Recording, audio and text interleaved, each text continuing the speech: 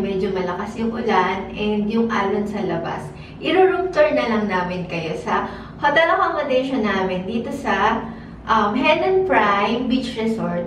So, we are currently staying sa grand room nila with sea view. Okay, ang tawag dito sa part na to is yung beachfront. So, ayan, nandito tayo ngayon sa door. Tapos, meron silang maiksi na hallway. And dito sa may right side natin, merong napakalaking mirror. So, ayan. Ang aking kasama. Hi!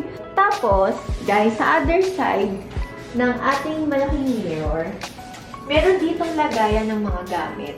Pakita mo yung gamit natin. Sorry guys, nandito na talaga yung gamit namin. Tapos, sa baba, pwede nyo lagyan ng mga slippers. Meron silang weighing scale. Nandito naman yung safety deposit box nila. Merong dalawang umbrella. Meron din silang mga hanger. And then, meron silang iron. Tapos, meron din lalagyan dito. I think pwedeng maglagay ng mga gamit dito sa taas. Kung makikita nyo, nandoon yung aming shoes. Tapos, merong dalawang drawer dito. Merong dalawang nakalagay na slipper dun sa lower box. Ayan. And dito naman, sa side na to, ito yung comfort room. Napaka-social, tingnan mo. Napaka-social ng door. So, sliding door siya. Ayan. Tapos, syempre, may bubungad sa inyo na napakalaking bathtub. Ayan. Sobrang bongga niya. Syempre, may malaking mirror ulit. Nakakatuwa kasi meron siyang dalawang sink. So, parang tigisa kami ni Alexis. And then, syempre, hindi mawawala yung mga toiletries nila.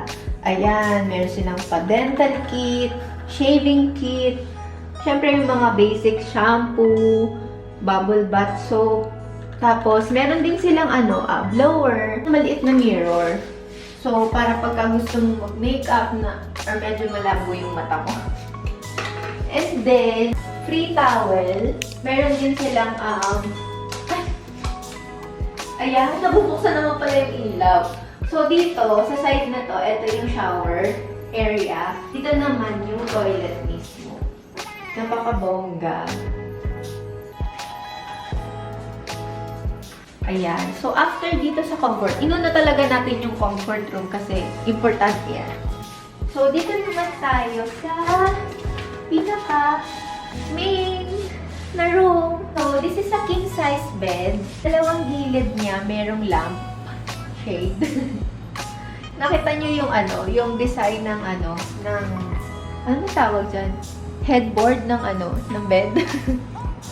Ayan sobrang aesthetic niya. Simple lang pero sobrang elegante niyang tingnan. Dito sa baba ng sa may paanan ng bed, meron silang upuan.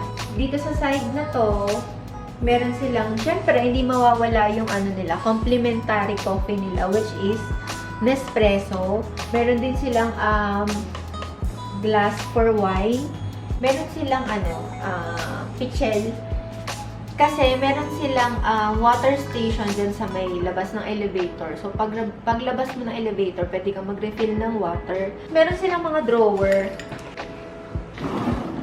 Tada. Siyempre, may cream o kami. Takot magutom ang ante. Okay. Wala naman yung laman. Actually, eto, meron din silang electric kettle. Dito naman yung ayan, yung mga baso, mug, tapos yung mga complementarity nila. Meron ditong ref. So, alam niyo naman itsura ng ref, hindi ko na yun ipapakita. Eto, meron din silang TV. Tapos dito sa side na to, parang pwede siyang laptop area or study area. Chair. And then, syempre, hindi mawawala ang kanilang, pakita ko kaya.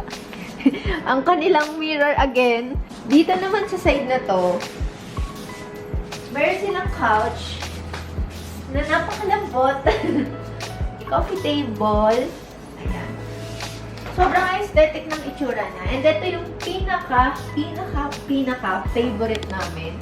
Yung view, sabi ko nga sa inyo kanina, this is a grand room with sea view. So, ayan, pagbukas nitong bintana ng pintuan na to, kitang-kita na namin agad yung dagat. So, ayan. Let's go! Tapos may coffee table din dito sa labas. Basa lang. Yun nga lang ba, guys? Like sabi ko nga sa inyo. At medyo nagmamoist. Wait. Up. Ayun. Hindi nag-voice. Dahil sabi ko nga sa inyo kanina, maulan, kaya hindi kami makalabas. So, ito yung itsura niya. Grabe guys, sobrang ganda.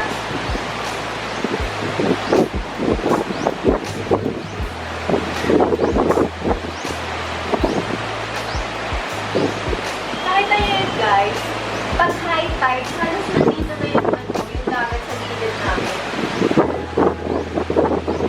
Pero pagka naman low tide, actually nandun pa siya sa medyo tide.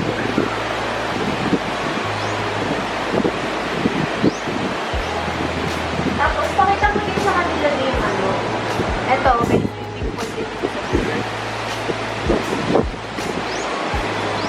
Ayan, may pool din dito sa gilid.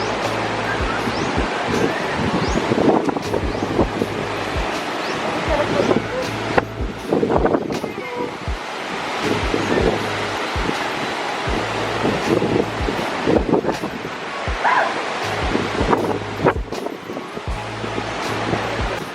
So, yun lang guys. Thank you so much guys